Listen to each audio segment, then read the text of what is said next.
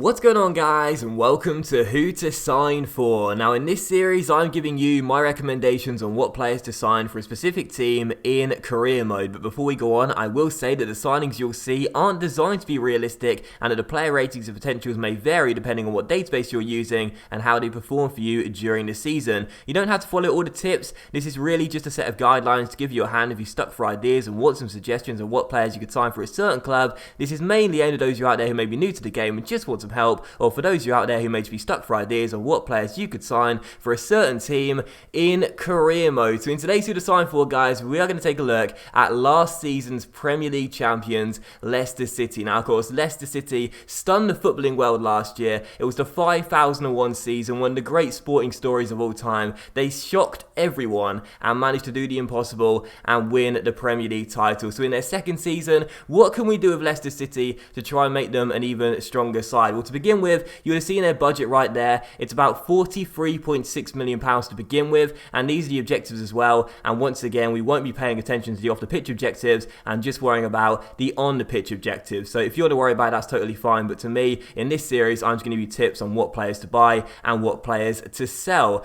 Still, their on-the-pitch objectives for the second season with Leicester is thankfully not to win the Premier League once again, because that would be a challenge even too difficult for me, I think. But to qualify for the Europa League, to reach the semi-final of the FA Cup, and reach the knockout stages of the Champions League. So 3 aims there, which are, I guess, depending on how you look at it, they could be seen as quite strong, but also 3 aims that you could probably pull off in the first season, especially with £43.6 million and a really good Leicester side as well. Now, of course, they've lost Kante from last year. He got sold to Chelsea, so a big departure, but they still have kept Jamie Vardy and Riyad Mahrez as well, and they've still got the bulk of their first 11 players that ended up winning the title for them last season. So you got a big budget, or a decent enough budget, I say a big budget, a decent enough budget, and a good side to begin with as well, as you take a look at their first 11 right there. Of course, this season too, they've added to their side with signings like Slimani and Musa coming in as well. So they've got a decent team, Leicester, and to qualify for the Europa League, reach the semi-finals of the FA Cup, and reach the knockout stages of the Champions League. The third one is quite a strong aim, but the other 2 I think you should be able to do. And now you can see they have 5 players with their contracts coming in the end of the year as well. I wouldn't give a contract to any of those players. I'd let them all go.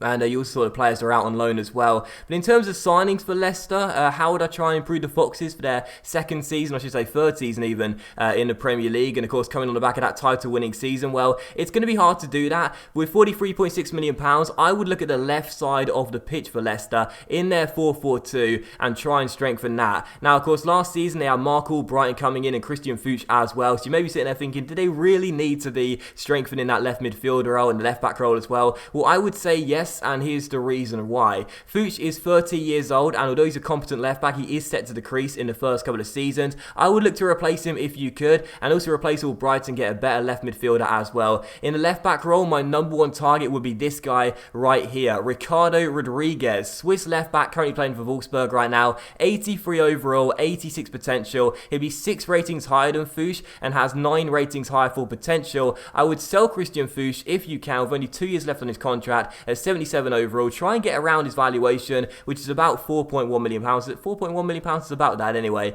And see if you can get Fuchs out of the club and bring in Ricardo Rodriguez. Also sell this centre back here, 36 years old. You're not really going to use him too much in the first season. His contract's not coming at the end of the year. You probably won't get any money for him, but you don't want to keep on paying his wages, as you probably won't use him. But anyway, yeah, I'll try and sell Christian Fuchs if you can, because you won't need him once you've got Ricardo Rodriguez, and Rodriguez is the far better player. So Ricardo Rodriguez will probably cost you about £28 million. That was £7 million over the valuation. That was the deal I agreed with the German side. But he's a really, really awesome left back. Defensively very solid, going forward really threatening as well. And what I like about Rodriguez too is that his physicals are really, really balanced as well. So yeah, if you can sell Christian Fuchs, that'll cover a little bit of Rodriguez's fee. And not to mention the salary difference between the two is only about 9 grand as well. Fuchs is on about 50, 51, 52 grand a week. Rodriguez you can get for around 60 grand a week. So you're only paying a few grand extra per week for a far better left back who's got a higher overall, better potential, and is 7 years younger as well. So quite a lot of money for the Swiss left back. Is it worth spending 20 odd million on it? Well, I would say yes. You look at his stats right here,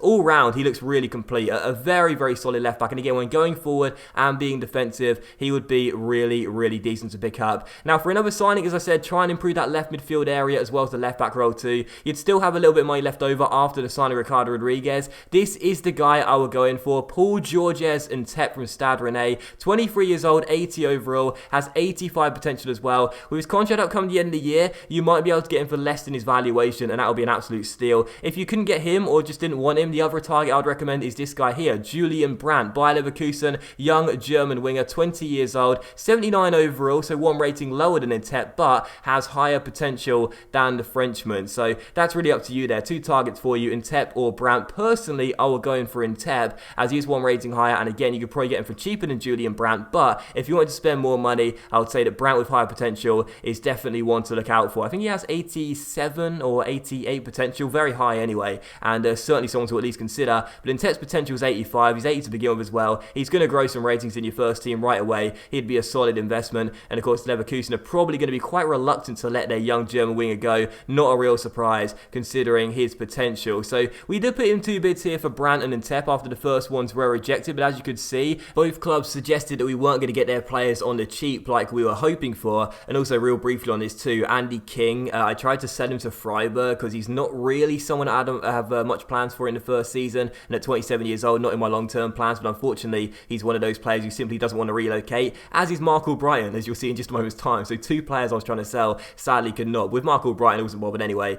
I think I was going to say, but I sort of just ruined it for you there when Mark Albrighton's transfer came round. If you could sell him, then get a few £1 million over his valuation. If not, then keep him, as he's a really solid player at 76 overall anyway, and a really decent player to have in your squad, even if you were going to get a new first choice left midfielder anyway. So I included this anyway just because I wanted to show you it, but again, this deal, like with Andy King, it never goes off because both players don't want to relocate, but that's fine because again, Albrighton is a very handy squad player to have at 76 overall, even with a new left midfielder signing imminently. And of course that will be Ntep, because we did get a £10 million deal accepted with Stade Rennais for the French winger to become our new first choice left midfielder. As you see, confirmation there of Andy King declining Freiburg, and you'll see in just a moment's time Ntep does accept his contract as well, which means that we can sign him for £10 million.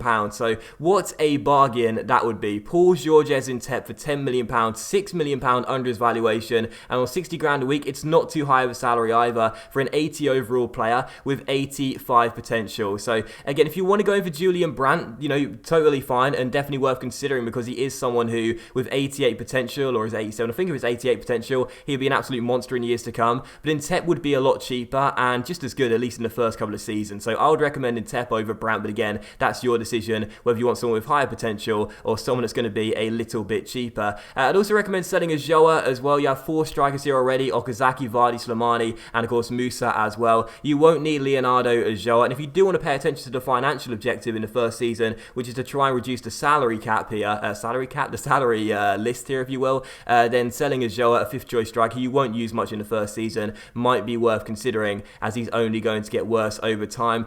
Jeffrey Schlupp as well, I'd recommend selling and trying to bring in a new backup left back in just a moment's time. As you can see, confirmation here, Albrighton doesn't want to go to Celta Vigo like with Andy King and Freiburg. I thought I'd include this anyway just to show you, but those two players might not want to leave in your saves either, unless another English side comes in for them. But yeah, with Joe, I'd recommend selling him too. But as for a backup left back, once you've sold Jeffrey Schlupp, I would definitely look into bringing in a new backup left back, because you have Ben Chilwell here, who is 68 overall, 80 potential, so a decent youngster for the future. But he's got quite a few ratings to grow before he becomes a handy player to be an understudy, if you will, for Ricardo Rodriguez. You'd probably want a better backup left back to begin with, and once you've sold Jeffrey Schlupp for around £1.6 million, you can reinvest some of that money into buying a new left back. Jordan Amavi will be a really solid investment, 76 overall, has mid-80 potential as well. A very young French left back, of course, came to Villa last season, was part of their squad that got relegated, but someone who you could possibly try and bring back to the Premier League and have him as a backup left back in your side, as the understudy for Rodriguez.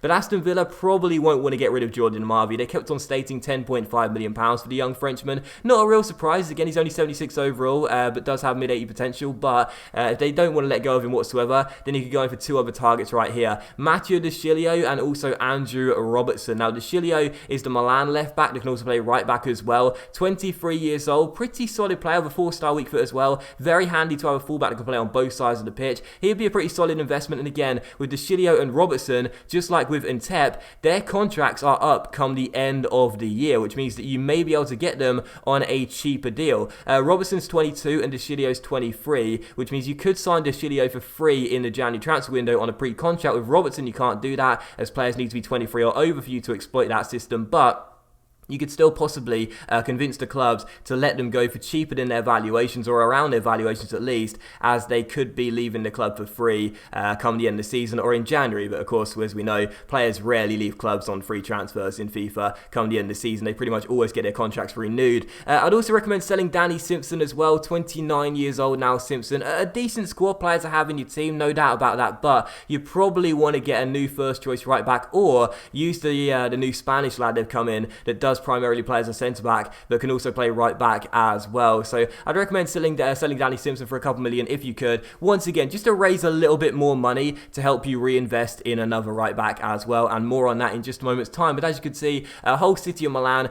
just like Aston Villa, didn't want to get rid of their left-backs here. That's hardly a surprise, as we did put in under the valuation bids for both of them, but it's just because being stingy in these sort of situations can be really beneficial, like you saw with Intet, because of the second time of asking, Milan did accept our £3 million bid for the Chilio. Was it 3.5 million? Can't remember now, and the text is too small to read, but it's around 3 to 3.5 million pounds. Now that's 2 million or 1.5 million pound less than his valuation. So it's worth doing this. You know, some people always, you know, make jokes in the comment section when I do transfers, and that's totally fine about me being a cheapskate and whatnot, but sometimes it's beneficial, you know, sometimes it's worth doing that, trust me, and it's worth the jokes, it's worth the banter, I don't mind it at all. So as you can see here, we sell Danny Simpson as well, and once we've raised a little bit of money from him, we can go in for a new right back, and my number one target for a new right back for Leicester would be this guy right here, Mario Gaspar, 25 years old, 80 overall, valued at £13 million.